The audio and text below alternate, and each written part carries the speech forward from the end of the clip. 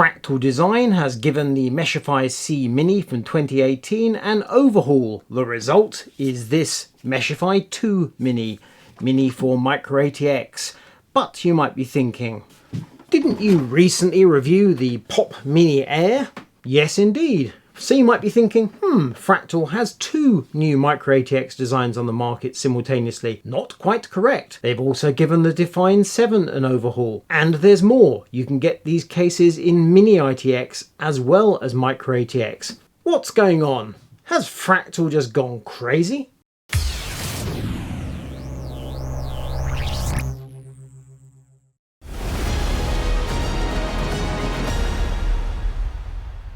Fractal has given us some useful information about the changes from the Meshify C Mini to this Meshify 2 Mini. On paper, not that big a deal. You now get a USB Type-C, which is obviously welcome. Previously you just got Type-A. You have a 140 fan at the front with this case. Previously you got a 120. And that is more or less it. In fact, the changes are rather broader than that. They just don't show up so well on paper. You need to see them in practice. So, tool-free panel. Another tool-free panel. Tool-free top panel. Top filter. Bottom filter. Off with the front panel. Not a big pull, but better than that in my book. The front filter, which is plastic, just hinges open to give you access to the front, so you don't necessarily need to remove the entire front panel.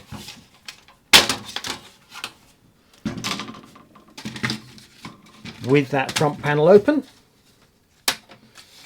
and removed, we can slide the filter out from the mesh. So if you want to open up airflow and do without a filter, you can. You will note that the front I/O is attached to the frame, which is one of the changes that they list. But again, until you see it in action, it's not necessarily so obvious. And now we have decent access to the interior. Remove some drive bays.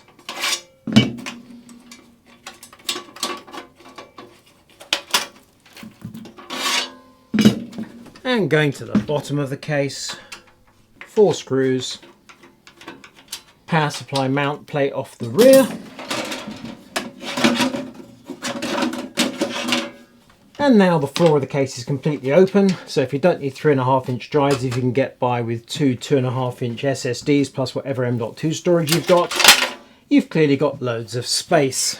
The 140mm fan that I mentioned, two things I'm not mad keen about. One, you can see that the steel mounts at the front overshadow that fan to a certain extent, so it makes you wonder how much extra cooling you get from the 140 versus the 120. The other thing is that the two Dynamic X2s installed are voltage controlled rather than PWM.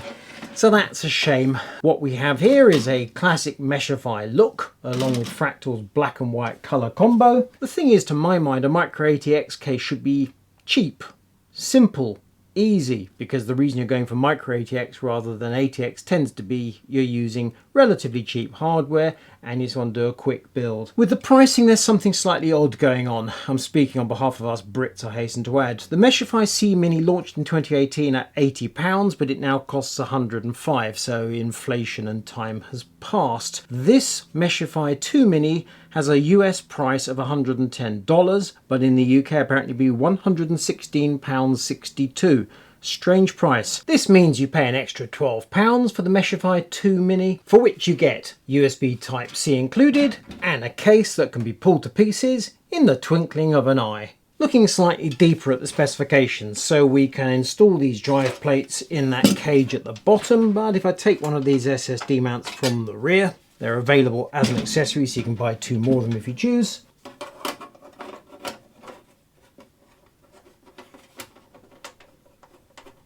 You can install 2.5-inch SATA SSDs or hard drives on the power supply shroud.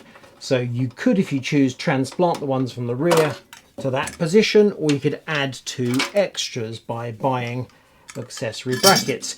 Also, you can buy it as an accessory a thing called a multi-bracket, which goes on this rack here, and that allows you to install SSDs in the roof of the case. I think that's a slightly unusual thing to do. That would mean you potentially have 6 SATA SSDs. I think most people either want to leave the top open for ventilation or to add cooling in the roof. When it comes to cooling, you could install up to 7 120mm fans in this case. Clearly that means you need to remove the stock 140 at the front. That's 1 in the floor, 3 at the front, 2 in the roof, 1 at the rear. An unusual setup to say the least, but many options. Alternatively, you could add an extra 140 at the front and 2 140s in the roof. When it comes to custom loop or AIO liquid cooling, you can install a 240 or a 280 rad in the front, a 240 in the roof, and a 120 in the floor or at the rear. I think we can agree there, the roof is the obvious place to put a radiator. If you disagree with me and fancy installing a liquid cooler at the front, you need to open up access. And we have these two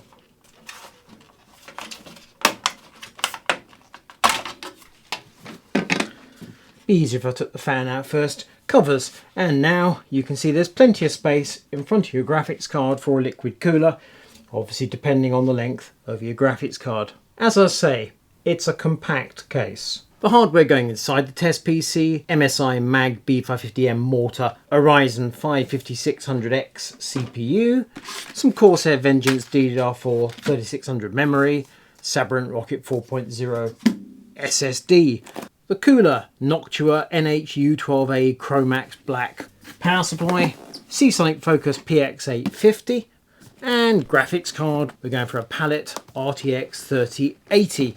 This is the same hardware I used when I reviewed the Pop Mini, so we'll be able to do a bit of comparison to see whether this case breathes or behaves in any significant manner different to the Pop.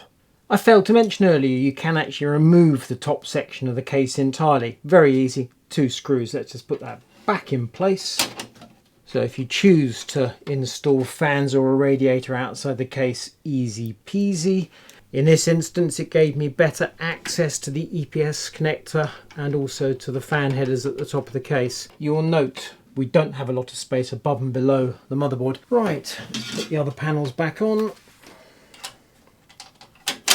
Top filter, top panel.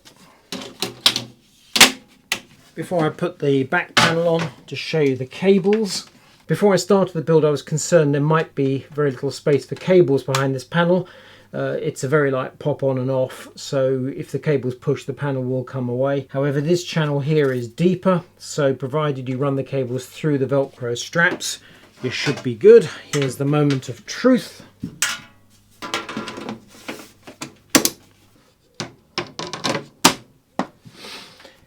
There we have it, built PC, ready to start up. Building a PC inside the Meshify 2 Mini is nice and straightforward, particularly if you pull off the top panel. You've got all the access you could want. However, I think we can agree, the finished PC is tight for space. Our RTX 3080 graphics card takes up all the space available and splits the main compartment in 2. But it's not 2 equal halves. The CPU part has a reasonable amount of space, below the graphics card it is tight. And we will see how this affects our thermal testing. I followed my usual routine of combining 3D Mark Time Spy stress test and Cinebench R23. We had a wall socket power draw of 460 watts, the vast majority going to the graphics card. Our Ryzen 5 does not require a lot of power, just over 70 watts in actual fact. For the first test we ran all the fans at 1000 RPM, which sounded like this.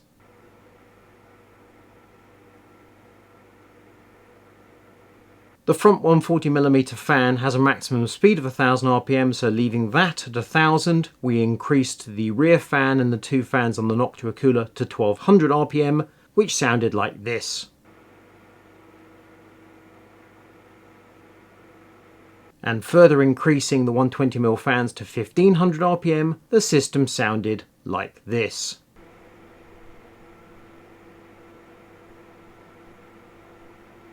Let us remind ourselves first how the Pop Mini behaved. At an ambient of 23 we saw CPU temperature starting at 65 with the fans low and slow, dropping to 59 degrees with the fans turned up. By contrast, the graphics card was stable around 80 degrees. During our testing of the Meshify 2 Mini, the ambient was 1 degree warmer at 24 degrees, with the fans at 1000 RPM, CPU temperature 67. Increasing the speed of the 120mm fans to 1200 RPM, the temperature dropped 1 degree to 66. And ramping up the 120mm fans to 1500 RPM, the temperature dropped a further degree to 65. I mentioned earlier I thought the 140mm fan may be overshadowed by the steel at the front of the case. It also occurred to me that the position of the 140mm fan is slightly peculiar. It's low down, smack in line with the graphics card. So I removed the 140mm fan and installed in the first instance a 120mm Fractal Prisma fan with a maximum speed of 2000 RPM, but I set it to 1500 in that same low down position. Then I installed the fan in the upper position, which looked right to my eyes. And then I installed a second 120mm Fractal Prisma fan at the front, again at 1500 RPM, which means we have more noise testing. With 4 120mm fans installed, 1 rear case fan, 1 front case fan, 2 on the Noctua, the system sounded like this.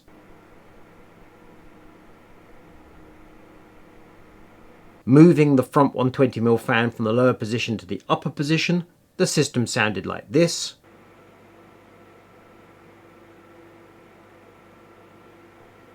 And then installing a second 120mm fan at the front, so now we have a total of 5 120s, the system sounded like this.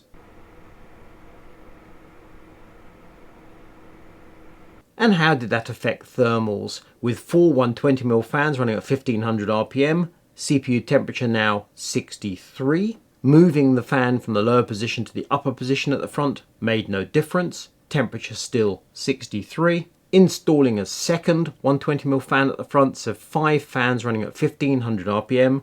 The temperature 61. Graphics temperature throughout this process barely shifted a jot. To my mind, those thermal figures are not great. They're not terrible, but they're nothing special. Opening the front, pulling the top panel, opening the glass, that helped CPU temperature by about 2 degrees Celsius, i.e. no great shakes. I think the fundamental issue here is it's a compact case. I've got a big graphics card. I'm drawing a decent amount of power at the wall socket, as I say 460 watts, of which nearly 300 goes to the graphics, and I'm stressing the system hard. Pros and cons, what do I think of the Meshify 2 Mini? Pros. It's a compact case that requires very little space on your desk. It has classic Meshify looks, which clearly is a matter of taste. I quite like it, however I prefer the new pop. I also like the Define 7, which I think is the point of this case, is giving you choice. USB Type-C is included on the front panel along with 2 Type-A's. If you buy the pop and you want Type-C, it's another tenner to get a Type-C accessory. The tool-free panels make the PC build easy, and indeed if you remove 2 screws and pull the top frame entirely, it's very easy. And you've got decent support for storage drives. That's if that floats your boat, of course. Out of the box you can put many drives in, add some accessories, you can install more. Cons, the negatives. The Fractal Dynamic X2 fans are voltage controlled rather than PWM. PWM please, just do it. Cable space behind the right hand panel I thought might be tight. If you route the cables correctly, it's fine, but you do not have a lot of margin to play with. The price is high, particularly here in the UK. I know times are hard and all the rest of it, but still, this is nearly £120 and that just seems extreme. And finally, you don't get any ARGB lighting. I deliberately installed these Prismas with the RGB disconnected just so I didn't give you a completely false impression of this case.